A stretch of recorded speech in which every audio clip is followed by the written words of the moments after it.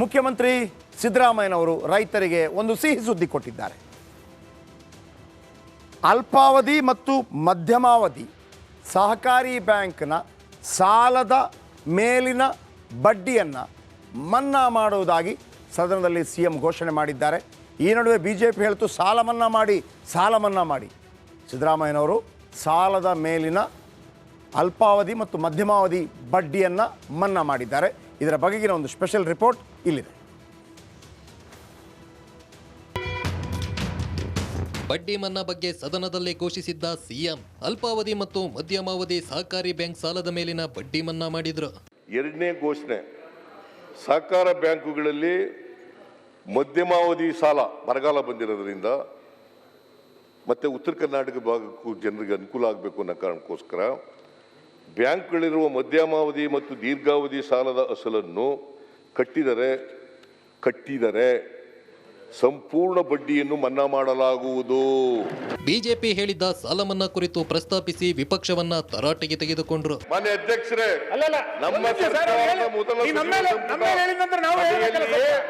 ರಾಷ್ಟ್ರೀಕೃತ ಬ್ಯಾಂಕ್ ಸಹಕಾರಿ ಸಂಘಗಳಲ್ಲಿ ಇರುವ 1 ಲಕ್ಷದವರೆಗೆ ರೈತರ ಬೆಳೆ ಸಾಲ ಮನ್ನಾ ಮಾಡಲಾಗುವುದು. This is the promise made to the people of Karnataka through their manifesto.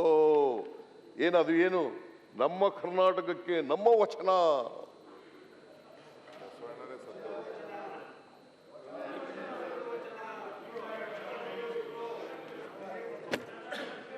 ಅದರಿಂದ ಮಾತಾಡ್ತಾ ಇರೋದು ಸಾಲ ಮನ್ನಾ ಗ್ಯಾರಂಟಿ ಸಾಲ ಮನ್ನಾ ಮಾಡ್ತೀರಾ ಅಂತ ಅನ್ಸುತ್ತೆ. ಈ ಪೀಠಿಗೆ ಗ್ಯಾರಂಟಿ 2 ಲಕ್ಷ ಸಾಲ ಮನ್ನಾ ಮಾಡ್ತಾರೆ. ರೈತರ ಮಗ, ರೈತರ ಲೀಡರ್ ಏನ್ ಮಾತಾಡ್ಬಿಟ್ಟು ಬೇರೆ ಹೇಳದೆ. ತಾವು ಕೊಟ್ಟ 165ರಲ್ಲಿ 158 ಭರವಸೆಗಳನ್ನ ಈಡೇರಿಸೋದಾಗಿ ತಿಳಿಸಿ ವಿರೋಧ ಪಕ್ಷದ ಬಾಯಿ ಮುಚ್ಚಿಸಿದ್ರು. 165 ಭರವಸೆಗಳನ್ನ ಕೊಟ್ಟಿದ್ದೋ ಹಿಂದಿನ ಸರ್ಕಾರದಲ್ಲಿ. ಅದರಲ್ಲಿ 158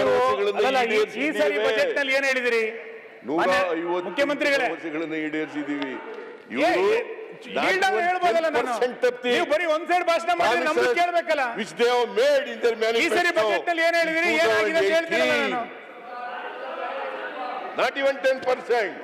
ಇನ್ನು ಸಾಲದ ಮೇಲಿನ ಬಡ್ಡಿ ಮನ್ನಾ ಘೋಷಣೆಗೆ ಆಕ್ಷೇಪ ವ್ಯಕ್ತಪಡಿಸಿ ವಿಪಕ್ಷಗಳು ಸಭಾತ್ಯಾಗ ಮಾಡಿವೆ.